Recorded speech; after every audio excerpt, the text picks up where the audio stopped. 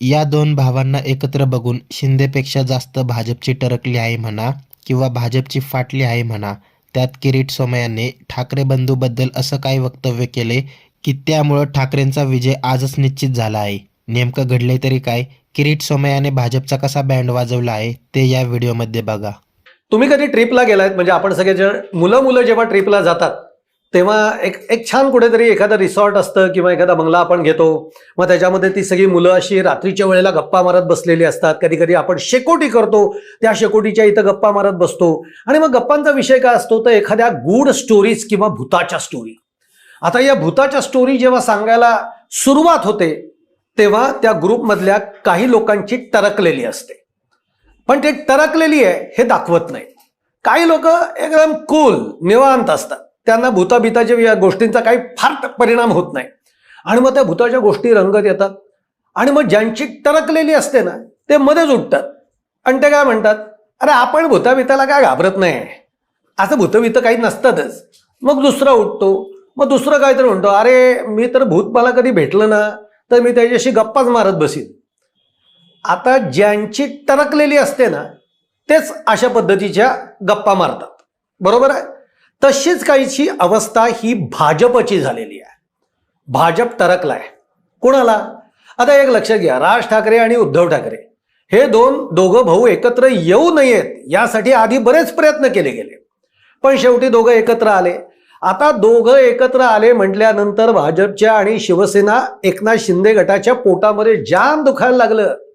आणि जेव्हा यांची युती झाली, राजकीय घोषणा झाली युतीची, तेव्हा तुम्ही आठवून बघा भाजपचे अनेक नेते, कशाला अनेक नेते, सुरुवातच करूयात ना आपण. मुख्यमंत्री देवेंद्र फडणवीस काय म्हणाले तुम्हाला आठवत आहे? देवेंद्र फडणवीस म्हणाले आम्हाला काही फरक पडत नाही, ते दोघं एकत्र येण्याने आम्हाला काही फरक पडत नाही. भाजपचे काही कार्यकर्ते ते दोघं एकत्र येऊन काय होणार आहे? काहीच होणार नाही. ते दोघं त्यांच्या स्वार्थासाठी एकत्र आलेले आहेत. मराठी मतं वगैरे काही त्यांना मिळणार नाहीत, अशा एकदम चर्चा भाजप शिवसेना शिंदे गटाच्या नेत्यांच्या सुरू झाल्या. मी गोष्ट काय सांगितली तुम्हाला, ज्यांची टरकलेली असते ना ते बोलताय. हे बघा, ज्यांना तुम्हाला फरकच पडणार नाहीये, तुम्हाला काही भीती नाहीये, तर मग तुम्ही बोलता कशाला? ज्याला भीती नसते ना तो बोलत नाही, तो सुमडीत काम करत असतो आणि दाखवतो की आपण घाबरलेलो नाही. पण जे घाबरलेले असतात, जे टरकलेले असतात, ज्यांना भीती वाटत असते ते मग असं पद्धतीने काहीतरी बोलायला लागतात.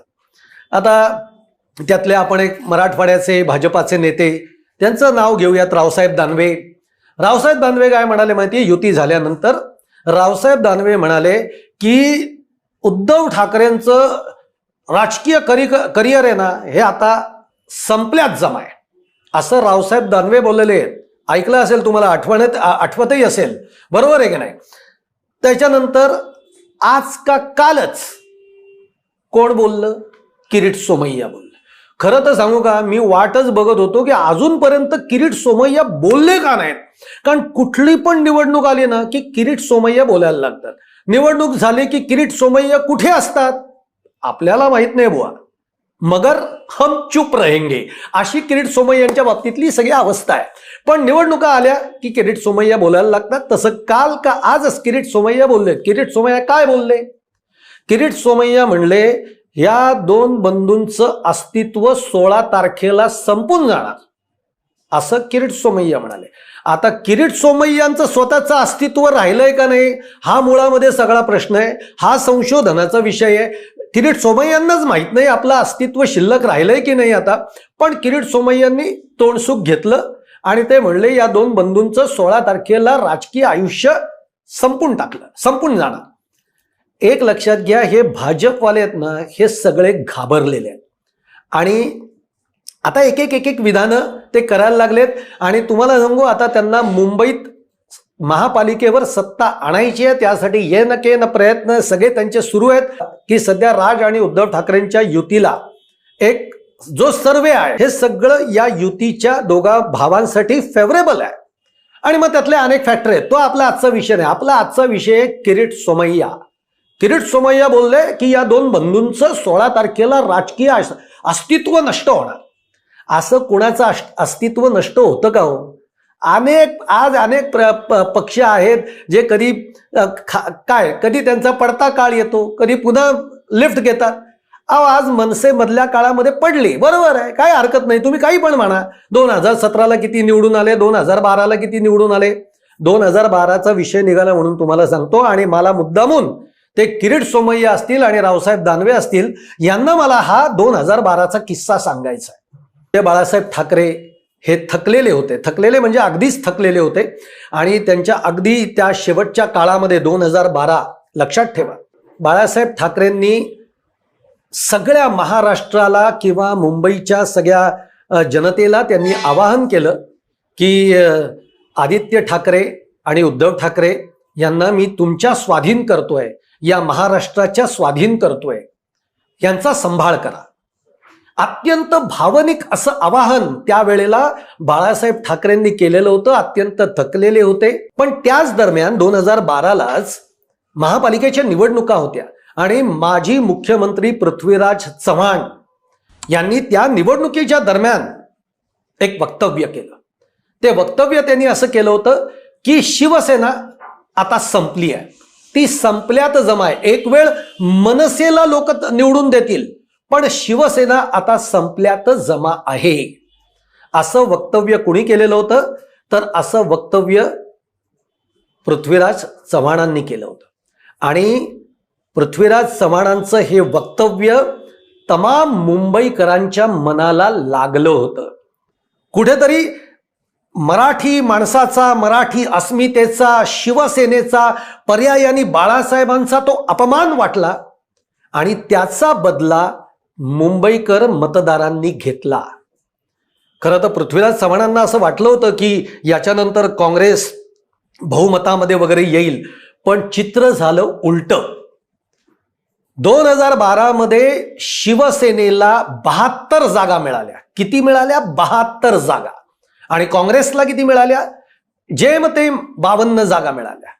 लक्षात घ्या, पृथ्वीराज चव्हाणांचा डाव, त्यांचं वक्तव्य हे त्यांच्यावरच उलटलं. आणि म्हणून मी म्हणतोय की रावसाहेब दानवे असतील, इकडे किरीट सोमय्या असतील. आज किरीट सोमय्यांनी हे वक्तव्य केलेलं आहे, पण भाजपलाच किरीट सोमय्यांचं हे वक्तव्य जड जाणार हे मात्र नक्की आहे.